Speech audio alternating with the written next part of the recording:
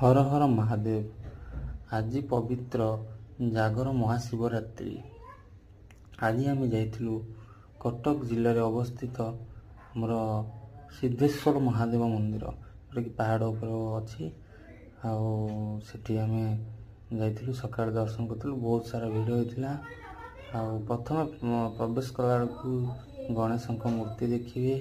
ये बड़ नंदी वृषभ अच्छा बहुत सारा लोक काउडी पानी कलश यात्रा आसते शिवों ऊपर पानी ढालिया आप देखिपे केते बड़ लाइन है मंदिर भी दृश्य होपर फाइनाली आम लाइन छिड़ा हलु। बहुत समय अपेक्षा कलु धैर्य धरलु पाखापाखि किसी समय पर आम मंदिर में प्रवेश कलु।